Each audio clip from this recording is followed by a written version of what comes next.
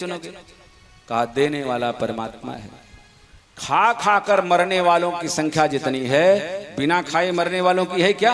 अब तो गवर्नमेंट ने इतनी व्यवस्था कर दी है, काम वाले नहीं मिल रहे हैं, क्योंकि उनके यहाँ चकाचक सारी व्यवस्थाएं जा रही हैं। वो अंगिरा कर बात करते हैं, ऐंठ कर बात करते हैं, समय नहीं। खाने बिना मरने वाला, ऐसे में इनको लगा कि यहाँ प्रत्युत्तर करना ठीक नहीं है, वहां से छोड़कर चल दे सकल भूमि गोपाल की। भक्त को ये नहीं सारी दुनिया मेरी है, वहां से चल दिए। जैसे वहां से चले तो एक कोल भिल्लो का सरदार रहा होगा, नरबली माना था भगवती भद्रकाली को। उसने जिसको लेकर आया था, मौका लगा तो वो निकल गया। जैसे निकला, कहा कोई भी मिल जाए उसको ले लो, पकड़ लो। संजोग से ये दिखे, इनको पकड़ लिया और जैसे भद्रकाली के पास लेकर गए, तलवार उठाई मारने के लिए, तब तक भगवती भद्रकाली के तरफ निगाह कर कर कहा, माते अगर इस अपराधी के द्वारा हम जैसे का वध होगा, उससे तू प्रसन्न होगी, तो उससे तुझे जगत जननी कौन कहेगा? तू तो जगत जननी है। मेरी बलि चढ़ जाए उसकी चिंता नहीं, लेकिन इसके बाद किसी की बलि न चढ़े, ऐसी कृपा करना। भाव जगा और भद्रकाली से नहीं सहा गया। जैसे आर्तस्वर अंदर से आया तो मानो जो तलवार लेकर मारने जा रहा था, भद्रकाली प्रकट हो गई, मूर्ति फाड़ कर प्रकट हो गई। अब उसकी तलवार लेकर उसी का, बोलो भद्रकाली मैया की जय, भद्रकाली मैया की जय। जैसे उसका उद्धार किया, ये देखते रहे। वहां भी इन्होंने कुछ नहीं कहा, वहां भी कुछ नहीं कहा, चल दिए।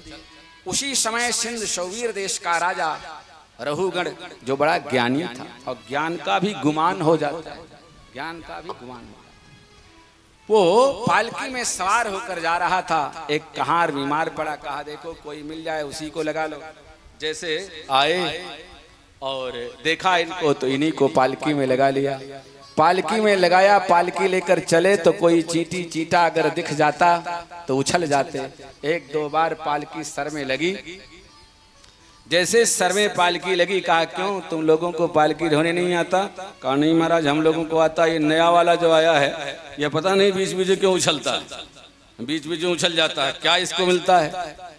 पालकी रखवाया। कहा क्यों, तुम देखने में तो बड़े लंबे चौड़े दिखते हो, पालकी ढोना तुमको नहीं आता?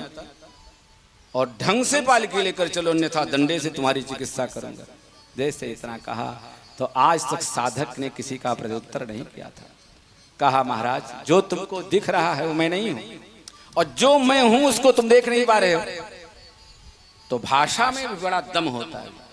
जो विद्वान होता है उसकी भाषा में एक अलग आकर्षण होता है, खिंचाव होता है। लगा उसको कि कोई न कोई ये विशेष कोई महापुरुष है, चरणों में गिर गया। कहा महाराज बताओ आप हो कौन?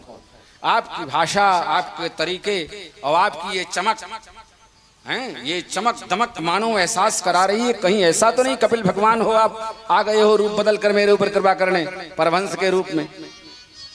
लेकिन इन्होंने कुछ नहीं कहा। कहा राजन तुम कुछ भी सोच सकते हो, लेकिन मैंने जो कहा है सच कहा है। कहा महाराज अगर शरीर को दंड दिया जाएगा तो आत्मा तो शरीर में ही होती है, वो भी प्रभावित होगी। कहा ये तुम्हारी अज्ञानता है, तुम्हारी अज्ञानता है।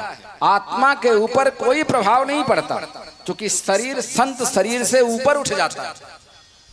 नीचे गैस चाहे जितना जला दो, पानी में सूरज का अथवा आपका अथवा किसी का प्रतिबिंब दिख रहा है, उस प्रतिबिंब पर उस आग का कोई प्रभाव छाया पर पड़ता है क्या?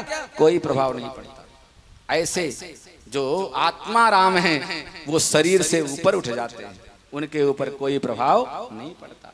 जब इतना कहा तो कहा महाराज क्या पात्र खान पान का उदाहरण दिया। कहा ये तुम्हारी नासमझी है राजन। वो निश्चित रूप से ये तुम्हारी नासमझी जब तक नहीं जाएगी तब तक